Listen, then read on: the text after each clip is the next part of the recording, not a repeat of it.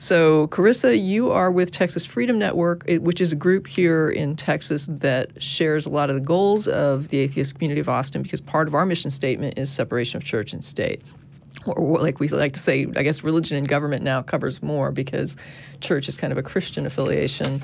Right. But we really just try to keep a secular government, basically, and let people have religious freedom by keeping government out of the churches, out of the religious realm, and keeping religion out of the government helps to ensure that for people. And so we have asked you on to come in today and talk to us about some of the legislation that's been happening that's a concern for us and for your group as well, and some of the things that you're watching and some of the things that you're doing to respond to some of that legislation. So please feel free to tell us a little bit more about Texas Freedom Network and your mission and your role in that group. Yeah, so I'm the political director over at TFN, so I'm completely immersed in legislative session right now, and there's a lot going on. And TFN's mission is to fight for religious freedom, civil liberties, separation of church and state in all areas. We organize on college campuses, but we do also do a lot of organizing within faith communities because, you know, when we think of the Christianity, we don't believe that the far right gets to own that. Right. But the far right, like there are plenty of progressive clergy members, and also, you know, we have so many religions in this country that one type of religion shouldn't get to dictate public policy, which is why we have separation of church and state. Just to interject here, we did have a guest on just a few episodes back who was one of the pastors in the Methodist Church who opposed the anti-gay vote, right? So he is supportive of the gay community. Right. He's one of the churches that is supporting that and wanted to speak out about that. So we had him on as a guest. Great. And also, I find it interesting. It's kind of interesting. You know, I did speak to you before the show and talk about how, you know, we can't really get too political and we definitely don't endorse candidates. But one of the candidates that's kind of bringing this religious narrative to the front is Buttigieg, right? Who's like kind of pushing back on that right-wing religious ownership of that narrative. Right. Yeah, that's exactly, you know, what we strive for is that, you know, the reason we have separation of church and state is because, you know, you shouldn't have to practice one brand of Christianity. You should be able to also not practice any religion at all. Right. If you are Islam, if you are Jewish, if you are any of the other, you know, small minority religions in this country, you should have the freedom to practice or not practice without having the interference of government. Yeah. We are seeing a national attempt to create this narrative that there is an attack on Christianity, which is not actually true. Right. And as a result, though, we are seeing legislation pop up across the country to protect a certain brand of Christianity. Yeah. And I think, you know, one of the things that the far Christian right, they've created this attack on Christianity, and all it is in reality is just people pushing back on their excesses, you know, their insistence on shoving this in everybody else's face. That's right. Yeah, and it ends up, I mean, it's sort of disturbing to me that it results in this very political debate that happens in front of the nation between, you know, a Democratic candidate and a vice president, basically arguing about, you know, religious correctness or doctrinal correctness in a realm where this shouldn't even matter. Right. Well, and they try to say, the religious right tries to say that, oh, this is it's not discrimination. We're just trying to exercise our like freedom of religion, but their freedom of religion. Right, it's not mutually exclusive. Right, and you know what? You're allowed if you want to. I don't agree with it, but the government does not interfere if you are discriminating within your church or your thoughts. But when that comes into the public sphere, that's where we have a problem, and that's why we have separation of church and state. Yeah. You know, we're seeing at the Texas Capitol, we're seeing across the country, there's something called Project Blitz. I'm not sure if you've heard of this. Is it going to scare me? It might. Okay. It is a national playbook from the religious right on how to pass and like model legislation for far right Christianity that comes comes from Bible classes in public schools. That comes from religious exemption laws, meaning that, you can allowing people to discriminate based on a sincerely held religious belief that isn't defined. And it's a playbook that we've seen that's been shopped around to various state legislatures. And we've seen a lot of that legislation introduced in the state of Texas this session. It's interesting because it seems like there's other groups like the anti-vax movement that have used similar playbooks, saying, hey, if you have these sincerely held personal or religious beliefs, you're now exempt from vaccinations. And we see that on multiple levels, this causes direct harm to the public. Yeah. I mean, my sincerely held religious beliefs shouldn't have any impact on you or anyone else. Right. That's exactly right. Yeah. And we've seen, a lot of these laws also equate to allowing federal or county or city employees to be able to discriminate. And when you are taking state funds, we saw it last session, we're seeing it this session, especially since we finally have marriage equality. And so they are looking to see how they can continue to just chip away at LGBTQ rights. Right. And this is how they're doing it. I mean, correct me if I'm wrong, but it's kind of ironic to me that people would use legislation to try to ensure a right to discriminate even as they're working and operating with the public, and also if they're taking state funding. And then the state would be promoting legislation that says that you can't discriminate by boycotting Israeli products. If you're taking state if you try, sometimes in order to maintain my sanity, I have to just not make the hypocrisy argument, because they don't care, right? They don't care that they're being hypocrites. They don't care that, for example, these religious exemption laws have lots of unintended consequences. We saw this in, I think it was South Carolina, where they have similar laws. They've received a federal waiver to be able to discriminate based on a sincerely held religious belief, a certain adoption agency. We saw a Jewish couple, we saw a Catholic couple, because they weren't the right kind of Christian, discriminated against. And that's, these laws are targeted specifically, for the most part, towards discrimination of the LGBTQ community, but they are far-reaching, they are broad, and they have so many unintended consequences. Yeah, I think Alabama right now, because they're so incensed about gay people getting married, they're actually trying to ban marriage licenses in Alabama. So that's an interesting. Yeah, you would basically just register your marriage with the local officials, but you wouldn't get a marriage license anymore. Yeah, so we've seen it's a very bizarre. We just had there was a public hearing this past Wednesday on a bill that would have allowed city and county and government employees to exempt themselves based on a sincerely held religious belief for performing marriages. That freedom already exists for clergy within their churches, right, and their congregations. And that's another thing that they do, right? So we have freedom of religion already. Right. They have this thing, right, where they take these issues that are either already decided or not a problem, and nobody's doing it, right, and then they pass legislation about it in order to try and make it look like an issue.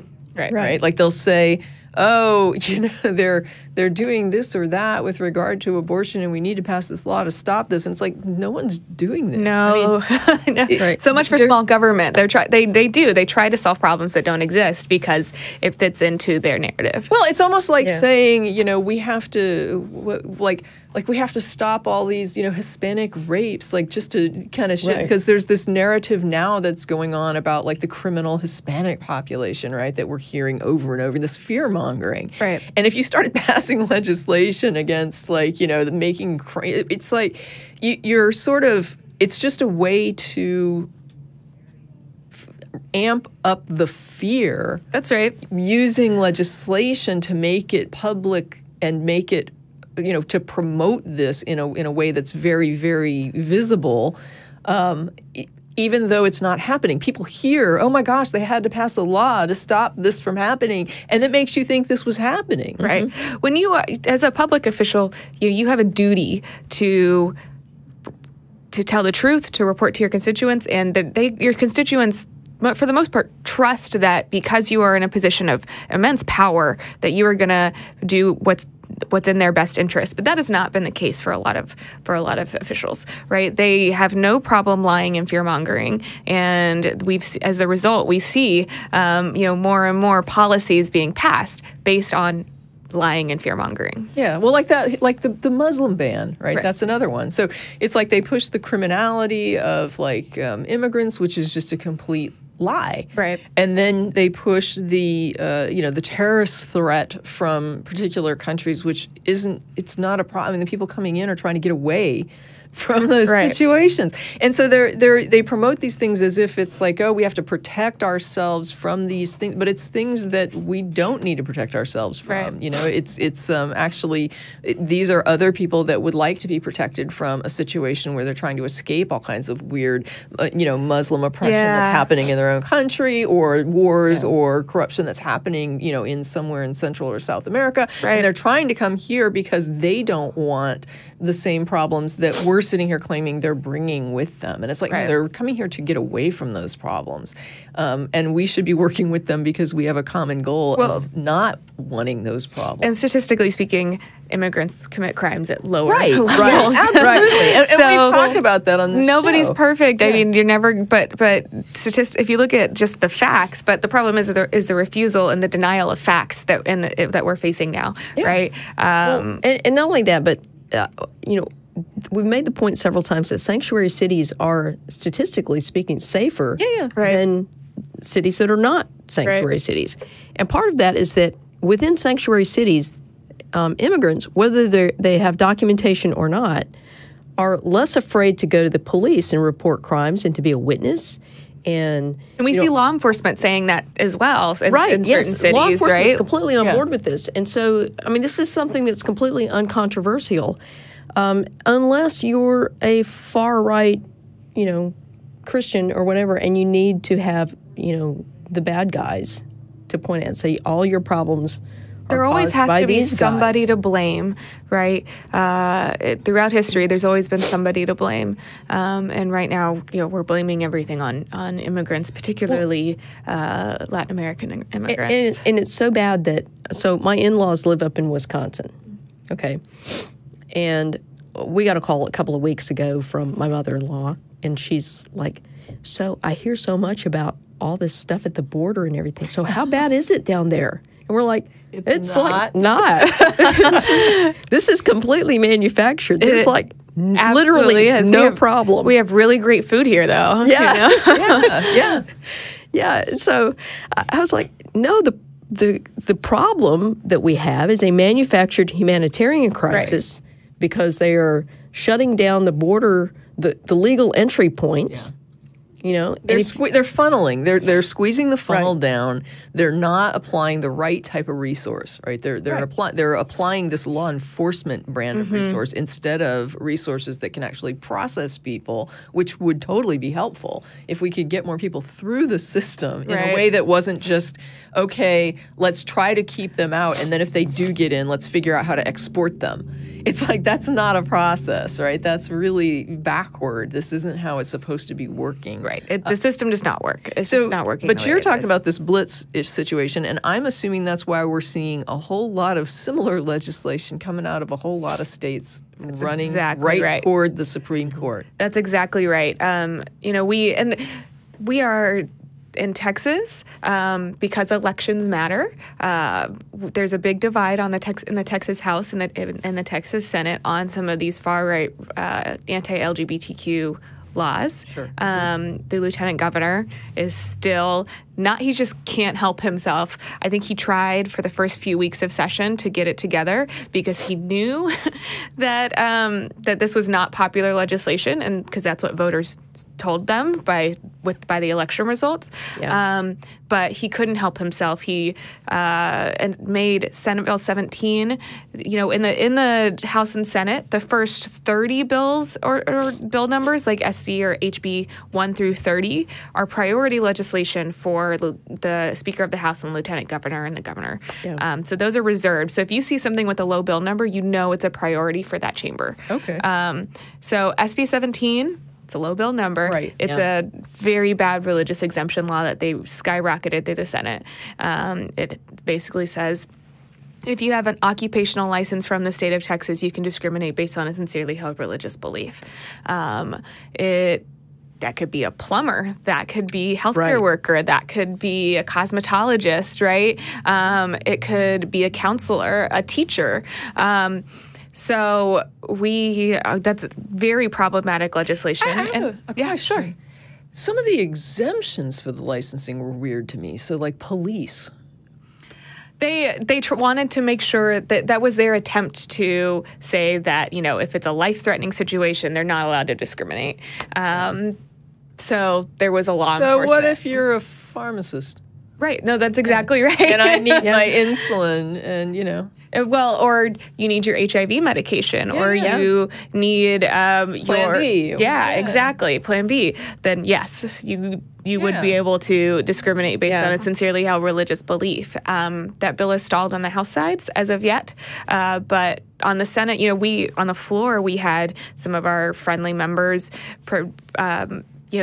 The author tried to say, no, this is not discrimination against the LGBTQ community. This is just protecting the religious beliefs of a person, an individual sincerely held religious belief. So we had amendments offered. They offered amendments that says, okay, if that's not the case, then will you put an amendment in there that would say that you are not allowed to discriminate based on a sexual orientation or gender identity? Of course, it got shot down. Right.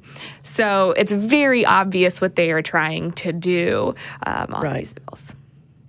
Well, and it has even broader implications. I was reading a story just this week about a woman who went to a pharmacist. It was not in Texas, but it was somewhere else that has a similar law that allows pharmacists to refuse to fill prescriptions. Right. This woman, she was having a miscarriage. Basically, the fetus was dead. Right. And she needed a drug to help her expel the pregnancy, right? And so she goes to the pharmacist. This is a drug that's often used to cause an early-term medication abortion. Right. Okay. The safest kind. Yes, absolutely, the safest kind. And the pharmacist refused to fill the prescription. And she's like, look, I need this drug. I'm at risk of getting an infection if I don't complete this miscarriage. It's done. There's no baby. Okay. Right. And the pharmacist refused to fill the prescription. And he's like, well, I can call or I can send the prescription to this other pharmacy, but there's no guarantee someone there will fill it. Or you can come back tomorrow and get it. And meanwhile, the clock is ticking on her. She needs to complete this miscarriage. This reminds me of a question that I've had before. I've seen different cases, decided in different ways, right? So sometimes the cases are decided and it says that a chain pharmacy can accommodate the religious requirement as long as they have another pharmacist on duty who will fill the prescription. So in other words, this pharmacist won't do it, but this other one is here, and they will. And that applies to pharmacies where they generally employ more than one person on a shift. Of course, a smaller pharmacy isn't going to have that option. And so what I've also seen done is what Jen just described. They have to then transfer it to another local pharmacy. So my question becomes, this reminds me of the disability laws around reasonable accommodation. But what reasonable accommodation literally means that when the accommodation hits a point where it's not reasonable, you no longer have to accommodate, right? It's like if I can't do it, if the person just cannot fulfill the job and I have no other way to do this, then I can discriminate based on the disability according to the law. I'm not judging whether that's right or not. But according to that sort of philosophy, it would seem that if we started to get a glut of pharmacies where no one could get their drugs, that we would have to retract the religious protection to say, well, you can't have that anymore because we can't get the jobs done. Yeah.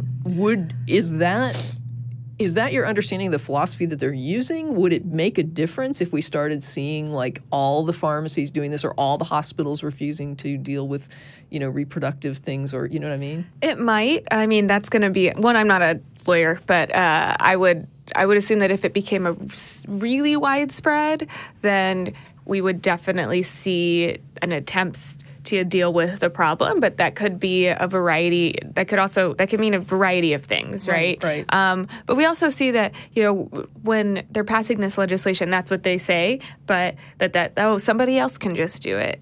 But I mean, Texas, we have a lot of urban centers, so we have so much rural as well. We're talking with some of the like social workers, and they say we have a shortage of counselors even in the urban centers, and in our rural areas, we really have a shortage. So if, for example, you would be able to, if you are a school counselor or a social worker working at a hospital and you live in, I don't know, Abilene, which is, which is it's a small town. It's one of the, I guess, bigger small towns, but like there's probably only one hospital there, a handful of social workers on call at any moment in time. What are you going to do? And if you have somebody who is suicidal and they're LGBTQ, like having that rejection and that crucial moment can literally mean life or death for a person. Yeah. Or like you're saying, a school counselor. You might be the only counselor at that school. Right. And so what does the student do? Right. Yeah, it's a mess. So I mean, it's because elections matter that we are seeing them be running a little bit scared, at least on the House, in the Texas House of Representatives, because they know that this is not a popular issue.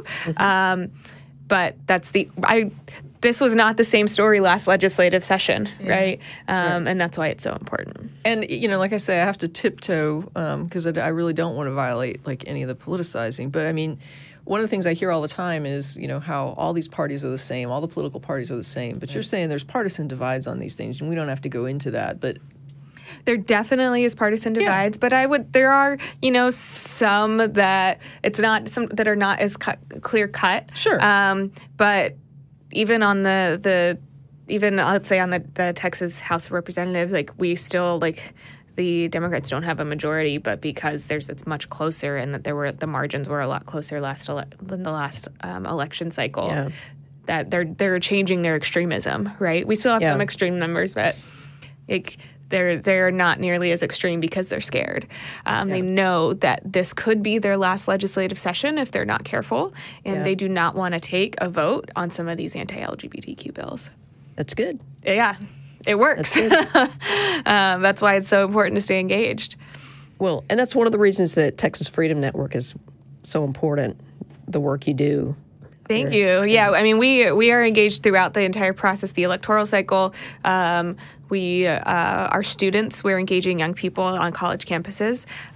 Students are advocating with students, right? We want to make sure that it's peer to peer, and we are creating this pipeline of young leaders. Our goal in 5 years is to help elect a Texas Rising. That's our student chapters. A Texas Rising student. We want to help them be elected to office. We're trying to we have at the legislature 3 or 4 former Texas Rising students that are working in offices. I'm a Texas Rising grad. Cool. So, trying to create this leadership pipeline so we have this, when you create a pattern of engagement from the beginning in college, then they're going to stay engaged for the rest of their lives.